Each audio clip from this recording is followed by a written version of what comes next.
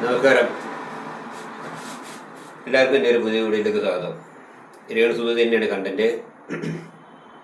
ഇപ്പം ഈ movie world എന്ന് പറയുന്ന ഈ ചാനല് അതിപ്പം മൂന്നാമത്തെയാണോ നാലാമത്തെയാണോ ഇൻ്റർവ്യൂ എനിക്ക് അറിയത്തില്ല.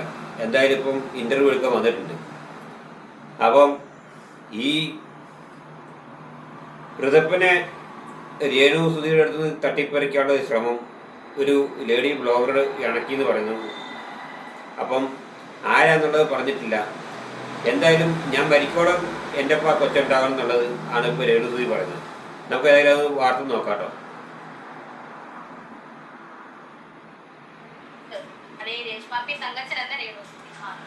അപ്പൊ എനിക്ക് കിട്ടേണ്ട അവകാശം ആ ഒരു ക്ലെയിമിൽ എനിക്ക് കിട്ടാനുള്ളതാണെങ്കിൽ രേണുസുതിക്ക് കിട്ടിയിരിക്കും. ഇവരെന്ത് കളിച്ചാലും കിട്ടിയിരിക്കും. അതേ ഉള്ളൂ. ചേട്ടൻ ബാക്കി വെച്ചിട്ട് പോയ സാധനം പിന്നെ എന്റെ കുഞ്ഞിനോട് ഞാൻ കേട്ടാൽ 80 ലക്ഷം രൂപ കിട്ടിയത് 79,000 രൂപ കിട്ടി. 69 രൂപ ബൈക്ക് മേടിച്ചു കൊടുത്തു. ചേട്ടൻ മൂത്ത മകൻ ഇല്ലത് പറയട്ടെ. ബൈക്ക് മേടിച്ചു കൊടുത്ത പിന്നെ അറിയത്തില്ല. അവരെ കൂടെ കൂട്ടിയല്ലേ എടുത്തത് പൈസ. 79,000 രൂപ വന്ന് ചേട്ടൻ മരിച്ചേന്റെ ഈ സഹായം ചെയ്ത് കിട്ടിയത്. ആവട്ടെ എന്റെ കുടുംബനെ നോക്കോണേടി ആവട്ടെ. ഇതാണ് ലാസ്റ്റ് എന്നോട് ജീവനോട് പറഞ്ഞത്. എന്റെ ഋതപ്പനെ നോക്കിക്കോണേടി വാവട്ടെ. ആവട്ടെ എന്ന് വിളിക്കാം. ക്യാൻസർ ആണെന്ന് പറഞ്ഞത് എന്റെ വീട്ടുകാരിന്ന് പറഞ്ഞു. അദ്ദേഹം ആക്ഷേപിക്കാൻ പറ്റിയ മനുഷ്യത്വം എന്ന് പറയുന്നത് അല്ലെങ്കിൽ ദൈവികം എന്ന് പറയാം. വളരെ വലിയൊരു മനസ്സിന്റെ ഉടമയായിട്ട് തന്നെ ഞാൻ അദ്ദേഹത്തെ കാണുന്നു. അദ്ദേഹം ഇവിടെ വന്ന് പ്രാർത്ഥിച്ചു എനിക്ക് വേണ്ടി. എന്നെ ഫോണിൽ വിളിക്കാറില്ല, എന്റെ വീട്ടുകാരെ വിളിച്ച് തിരക്കാം. ഞാനും വിളിക്കാറില്ല.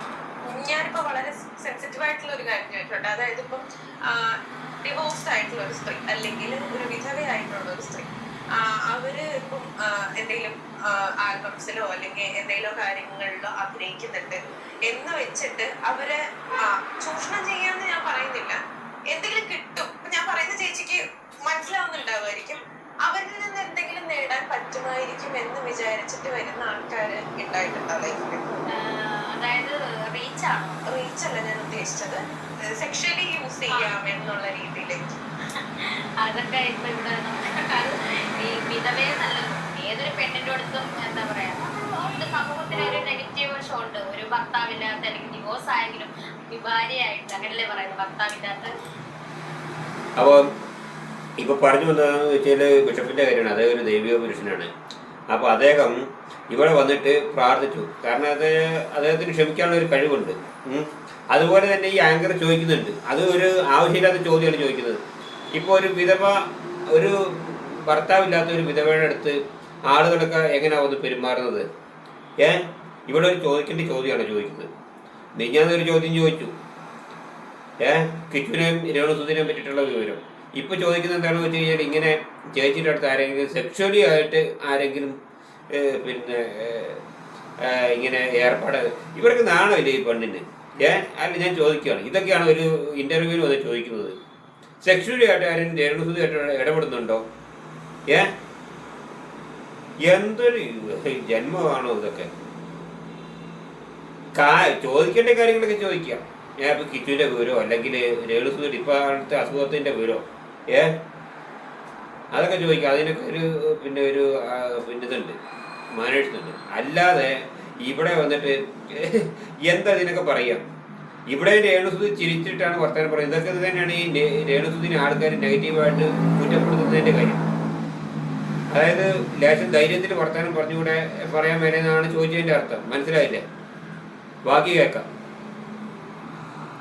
അപ്പോൾ ഞാൻ ഇതിനകത്തുള്ള ഒരു പ്രധാന പോയിന്റുകളൊക്കെ മാത്രം പറഞ്ഞു.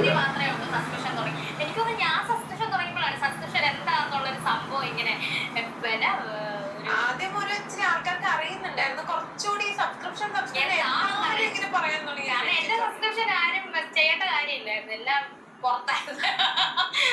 സ്ക്രീൻഷോട്ട് എടുക്കുക, അത് പുറത്ത് ബ്ലോഗർ പറയാം. അപ്പൊ അത് വലിയ സംഭവമല്ലേ?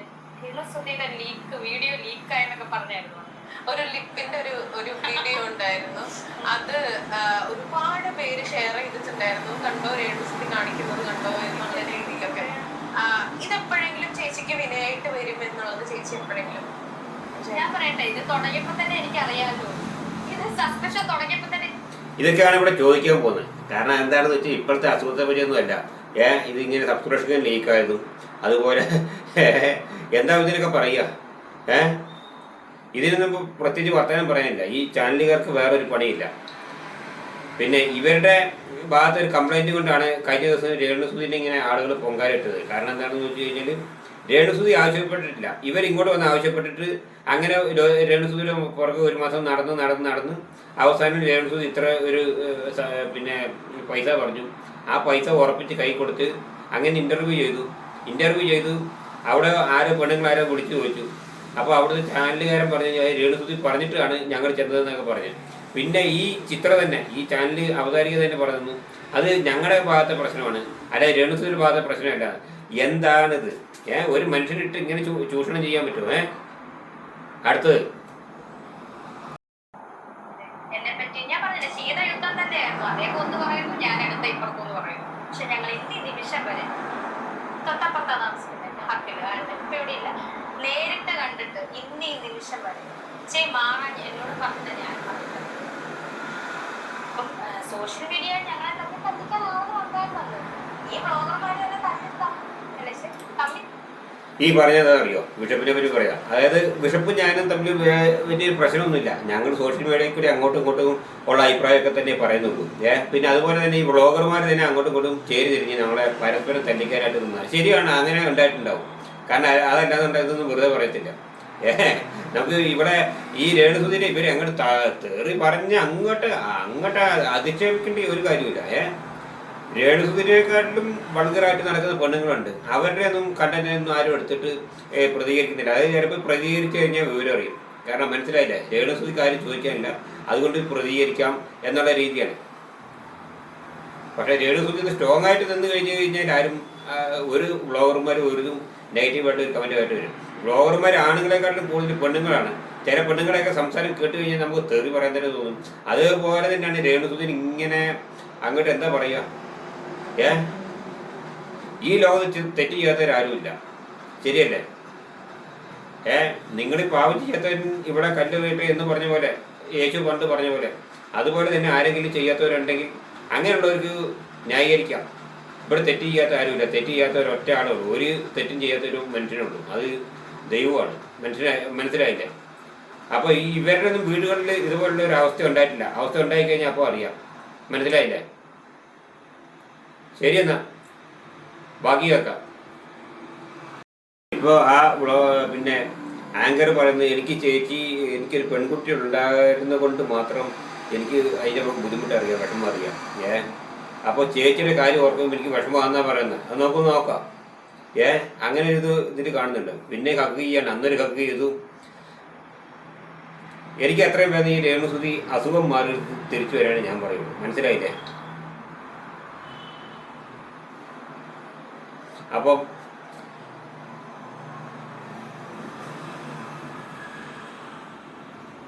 അത് അവർക്കാണ് തോന്നുന്നത്, ഈ കുഞ്ഞിനല്ല തോന്നുന്നത്. 7 വയസ്സാകുന്നതേ ഉള്ളൂ, അവർക്കാണ് തോന്നുന്നത്. എനിക്കൊരു മോള് തോന്നുന്നത് ശരിക്കും പറഞ്ഞാൽ കുട്ടിയുടെ കാര്യം പറയുമ്പോൾ ശരിക്കും കണക്റ്റ് ആവും. ഞാൻ പറയുന്നത് ചേച്ചി ആയതുകൊണ്ട് മാത്രമാണ് ഇത്രയും ആ കുട്ടിയുടെ കാര്യങ്ങളൊക്കെ എന്താ പറയാ, ഞാൻ വന്ന് ഹഗ് ചെയ്തൊക്കെ കുറെ നാളുകളായിട്ട്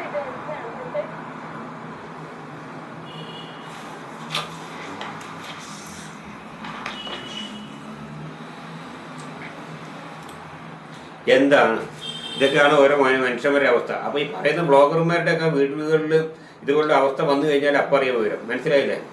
അപ്പം അവർ കഴിഞ്ഞ കാലങ്ങളിൽ എങ്ങനെ ജീവിച്ചു എന്നുള്ളതല്ല, രേണുസുതി കഴിഞ്ഞ കാലം ജീവിച്ച് അതിപ്പോൾ കുത്തിപ്പൊക്കിക്കൊണ്ടിരാനുള്ള ചില ആളുകളൊക്കെ ഇറങ്ങിയിട്ടുണ്ട്. മനസ്സിലായില്ല? ചില ബ്ലോഗർമാർ തന്നെ അവിടെ അങ്ങനെ നടന്നു ഇങ്ങനെ നടന്നു എന്ന് പറഞ്ഞിട്ട് ഞാൻ പറഞ്ഞില്ലേ, ആരും അത്ര നല്ലവരാരും ഇല്ല. മനസ്സിലായില്ലേ?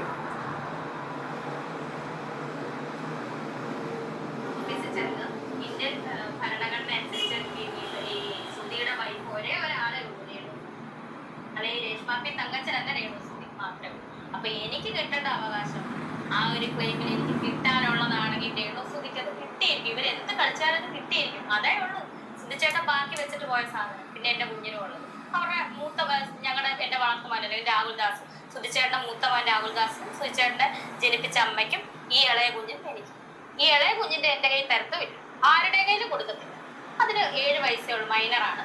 അതിന് 18 വയസ്സാകുമ്പോൾ എടുക്കത്തക്ക രീതിയിൽ അത് ഗവൺമെന്റിന്റെ കയ്യിൽ തന്നെ കാണിച്ചു. എനിക്കറിയില്ല, എനിക്ക് ഡീറ്റെയിൽ അറിയില്ല. അത് ഫിക്സഡ് ആയിട്ട് അത് കിടക്കും. അത് അവന് 18 വയസ്സാകുമ്പോൾ അവന് പഠിക്കാനുള്ളത്. എനിക്ക് ടെൻഷൻ വേണം അവന്റെ കാര്യം. ദൈവം സുചേട്ടൻ അങ്ങനെ ഒരു കാര്യം തന്നിട്ടാകുമ്പോൾ അത് എനിക്ക് അവകാശമാണെന്ന് എനിക്ക് കിട്ടിയിരിക്കും. അതെന്ത് വന്നാലും കിട്ടും. അതിന്റെ പേരിൽ ആരും അല്ലാതെ സുചേട്ടൻ ഒരു സ്വത്ത് ഉണ്ടാക്കിയിട്ട് പോയ ആളല്ല. പോയപ്പോ ഉണ്ടാക്കിയത് സുധി പറഞ്ഞതാണ് സുധിച്ചേട്ടൻ്റെ ഇതായിട്ട് ഒന്നും ഉണ്ടാക്കിയിട്ടില്ല. അപ്പം എനിക്ക് അർഹതപ്പെട്ട മുതലാണെങ്കിൽ എനിക്ക് കിട്ടും, ശരിയാണ്. അപ്പോൾ അങ്ങനെയൊക്കെയാണ് കാര്യങ്ങൾ. അപ്പോൾ ഓരോ ആളുകൾ ഇങ്ങനെ തെറ്റിക്കാനായിട്ട് വരും. ഞാൻ പറഞ്ഞില്ലേ, രേണുസുധിയുടെ നാശം കാണാനായിട്ടാണ് ആളുകൾ ജീവിച്ചിരിക്കുന്നത്. ചില ആളുകൾ അതിനായിട്ട് തന്നെയുണ്ട്. അപ്പോൾ ഇതിനൊക്കെ എന്താ പറയുക? അടുത്തത് രജിസ്റ്റർ ഓഫീസിൽ ചെന്ന് ഇന്ത്യൻ ഭരണഘടന അനുസരിച്ച് സുധിയുടെ വൈഫ് ഒരേ ഒരാളെ ഉള്ളൂ, രേണു. അത് ഈ രേഷ്മാപ്പി തങ്കച്ചനല്ല, രേണു സുധി മാത്രമേ ഉള്ളൂ. അപ്പൊ എനിക്ക് കിട്ടേണ്ട അവകാശം ആ ഒരു ക്ലെയിമിൽ എനിക്ക് കിട്ടാനുള്ളതാണെങ്കിൽ രേണു സുധിക്ക് അത് കിട്ടിയിരിക്കും. ഇവരെന്ത് കളിച്ചാലും കിട്ടാനൊക്കെ കിട്ടും. ഓക്കെ, ശരിയാണ്. ആ ഒരു ക്ലെയിമിൽ എനിക്ക് കിട്ടാനുള്ളതാണെങ്കിൽ രേണു വായിച്ചു വിളിച്ചു. ഇവരും കൂടെ ഉണ്ടായിരുന്നല്ലോ ചെന്ന് ഇവിടെ അടുത്ത് ചങ്ങനാശ്ശേരി ഭാഗത്ത് ഒരു ഡോക്ടർ പഠിക്കുന്ന ഒരു ആളാണ്. ആളുടെ കയ്യിൽ നിന്ന് സെക്കൻഡ് ബൈക്ക് മേടിച്ചു. അതാണോ കണക്ക് ബോധിപ്പിക്കട്ടെ ഇവർ? പിന്നെ എന്നാ കണക്കാ ബോധിപ്പിക്കട്ടെ? എനിക്ക് ഞാൻ കേട്ടായിരുന്നു 80 ലക്ഷം രൂപ കിട്ടിയത്. 79,000 രൂപ കിട്ടി. 69 രൂപയുടെ ബൈക്ക് മേടിച്ചു കൊടുത്തു സുചേട്ടന്റെ മൂത്ത മകൻ. ഇല്ലെന്ന് പറയട്ടെ, ബൈക്ക് മേടിച്ചു കൊടുത്ത പിന്നെ അറിയത്തില്ല. അവരെ കൂടെ കൂട്ടിയല്ലേ എടുത്തത് പൈസ. 79 രൂപ എടുത്ത് 79,000 രൂപ വന്ന് സുചേട്ടൻ മരിച്ചതിന്റെ ഈ സഹായം ചെയ്ത് കിട്ടിയത്. ഫ്യൂണറിലൊക്കെ നമ്മുടെ ഫ്ലവേഴ്സ് അല്ലാതെ 24 അല്ലാതെ പൈസ അല്ലാതെ അവര് നമ്മുടെ കയ്യിൽ തന്നില്ല. അവര് നേരിട്ട് വന്ന് ആർക്കൊക്കെ കൊടുക്കാറുണ്ട്. 2 മൊബൈൽ മോർച്ചറി എന്തുവാ പപ്സോ നമ്മൾ ഫുഡ് കൊടുത്തില്ല. അതിന്റെ നമ്മളതൊന്നും ബോധമില്ല, നമുക്കൊന്നും ബോധം പോലും. അവര് അപ്പോൾ എന്താണെന്ന് വെച്ചാൽ സുധിച്ചേട്ടൻ മരിച്ചതിന് പണ്ട് അങ്ങനെ എന്തൊക്കെ കിട്ടിയത് 79,000 രൂപ. 79,000 രൂപയ്ക്ക് കിച്ചുവിന് സെക്കൻഡായിട്ട് ബൈക്ക് എടുത്ത് കൊടുത്ത കാര്യമൊക്കെയാണ് പറയുന്നത്. എന്തായാലും പിന്നെ നിങ്ങൾ ഒരു കാര്യം ശ്രദ്ധിക്കുക, നിങ്ങളെ ആൾക്കാർ തെറ്റിക്കാനായിട്ട് കിച്ചുവിനെയും ഞാൻ എല്ലാ വീഡിയോയിലും പറയുന്ന പോലുള്ള കാര്യങ്ങളാണ് ഇപ്പോഴും പറയുന്നത്. മനസ്സിലായില്ലേ?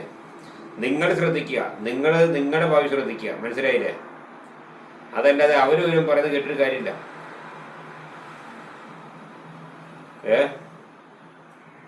ചേട്ടൻ നമ്മളെ വിട്ട് പോകുന്നതിന് കുറച്ച് മുമ്പ് ചേച്ചിയുടെ അടുത്ത് പറഞ്ഞിട്ടുള്ള വാക്കുകൾ എന്തെങ്കിലും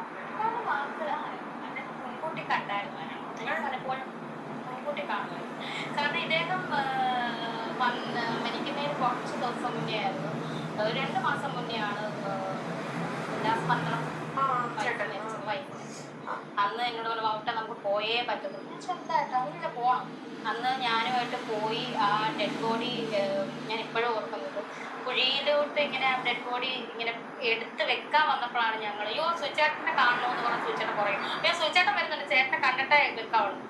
അത് കണ്ട് അന്ന് ഉല്ലാസേട്ടനെ ആശ്വസിച്ച് തിരിച്ചു വന്നു. അന്ന് ഉല്ലാസേട്ടൻ വയ്യാണ്ട് ഇതൊക്കെ കുട്ടി ഹോസ്പിറ്റലായിരുന്നു. പാവം കണ്ട് ആശ്വസിച്ച് തിരിച്ചു വന്നു. അത് കഴിഞ്ഞ ശരി. എന്നാല് അപ്പം കൂടുതലൊന്നും എനിക്ക് പറയാനില്ല.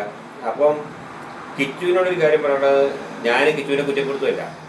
പലരും കിച്ചുവിനെ എന്തോ നമ്മൾ അപരാധം ചെയ്ത പോലെ ചില ആളുകളൊക്കെ പറയുന്നുണ്ട്. ഇവിടെ കിച്ചുവിനെ ഒന്നും നമ്മളാരും ഇതിനകത്ത് തെറി പറഞ്ഞിട്ടില്ല.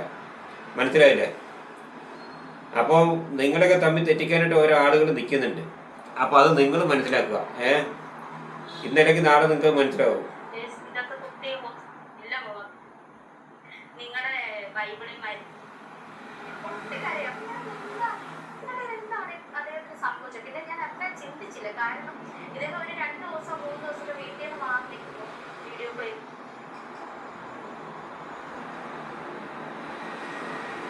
എന്റെ ജീവൻ പോകുന്നോടൊപ്പം എന്റെ കുഞ്ഞെന്റെ കൂടെ വേണം. അല്ലെങ്കിൽ എനിക്ക് എന്റെ കുഞ്ഞേ ഉള്ളൂ.